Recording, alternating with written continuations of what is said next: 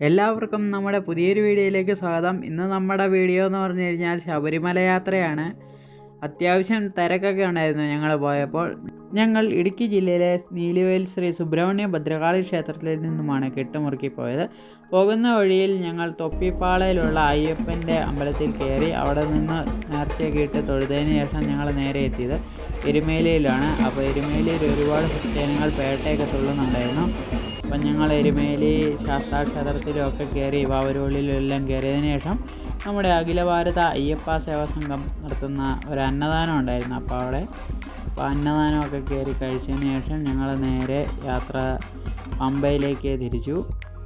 പമ്പയിലെത്തിയപ്പം വലിയൊരു തിരക്കൊന്നും പമ്പയിലില്ലായിരുന്നെങ്കിലും കുറച്ചങ്ങ് കയറി ചെന്ന് കഴിഞ്ഞപ്പോഴത്തേക്കും പതുക്കെ തിരക്കായി വന്നു. ഏകദേശം മരക്കൂട്ടമൊക്കെ എത്തിയപ്പോഴത്തേക്കും നല്ല രീതിയിൽ തിരക്കുണ്ടായിരുന്നു. പക്ഷേ ഒരുപാട് സമയമൊന്നും നമുക്ക് ക്യൂവിൽ നിൽക്കേണ്ടതായിട്ട് വന്നില്ല.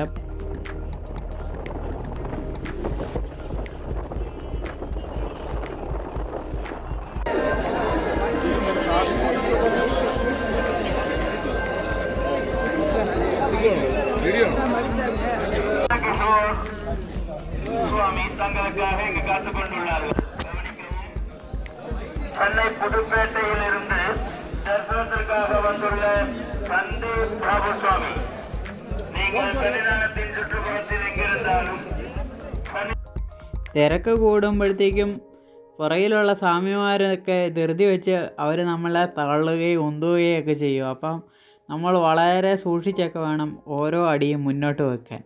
അങ്ങനെ ഞങ്ങൾ ഏകദേശം 10:30 അങ്ങ് നടപ്പന്തലിലെത്തി. പെട്ടെന്ന് തന്നെ ദർശനവും കിട്ടി. അതിനുശേഷം ഞങ്ങൾ അവിടെ വിരിയൊക്കെ വെച്ച് സന്നിധാനത്ത് രാവിലെ 3 മണിയൊക്കെ ആയപ്പോൾ നടയൊക്കെ തുറക്കുന്നവരെ അവിടെ വിരി വെച്ച് കിടന്നു. അതിനുശേഷം ഞങ്ങൾ അഭിഷേകത്തിനൊക്കെ കൊടുത്തതിന് ശേഷം വീണ്ടും പതുക്കെ അടുത്ത കൊല്ലം കാണാം ഭഗവാനെ എന്ന് പറഞ്ഞ് വീണ്ടും വീട്ടിലേക്ക് തിരിച്ചു.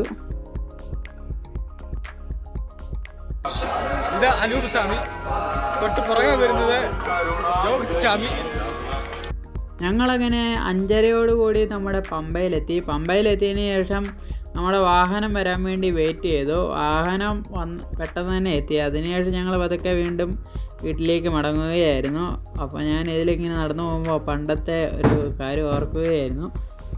ഒരു 4ാം ക്ലാസ്സിലൊക്കെ പഠിച്ചിരുന്ന സമയത്ത് ഞങ്ങൾ മലയ്ക്ക് വന്നപ്പോഴേ ഒരു 17 മണിക്കൂറോളം ക്യൂ നിൽക്കേണ്ടി വന്നു. അങ്ങ് സന്നിധാനത്ത് എത്താറായപ്പോഴത്തേക്കും ഞാനങ്ങ് തല ഇറങ്ങി വീണുപോയി. എന്നിട്ട് പിന്നെ ആശുപത്രിയിൽ നിന്ന് പാസ്സൊക്കെ മേടിച്ചതിന് ശേഷമാണ് പിന്നെ നമുക്ക് ദർശനം കിട്ടിയത്. ഇന്ന് പോയപ്പോഴും ഒരുപാട് സമയമൊന്നും ക്യൂ നിൽക്കേണ്ടി വന്നില്ലെങ്കിലും ഞങ്ങൾ കറക്റ്റ് ടൈമിൽ തൊഴാൻ പറ്റി. 11 മണിക്ക് നട അടയ്ക്കുമായിരുന്നു. അപ്പോൾ അതിന് മുന്നേ നമുക്ക് ദർശനം കിട്ടി.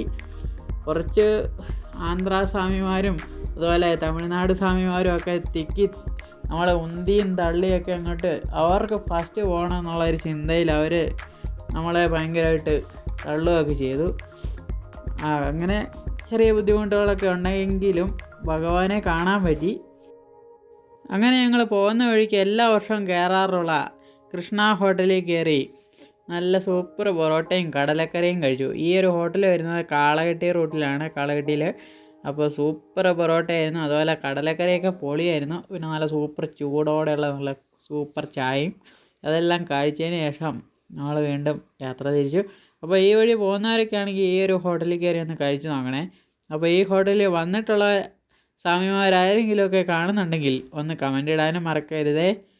അപ്പം നമ്മൾ ഇവിടുത്തെ ഭക്ഷണമൊക്കെ രാവിലെ ഇവിടെ നിന്നാണ് ഭക്ഷണമൊക്കെ കഴിച്ചത്. അപ്പോൾ ഭക്ഷണം എല്ലാം കഴിച്ചതിന് ശേഷം ഞങ്ങൾ വീണ്ടും യാത്ര തിരിച്ചു.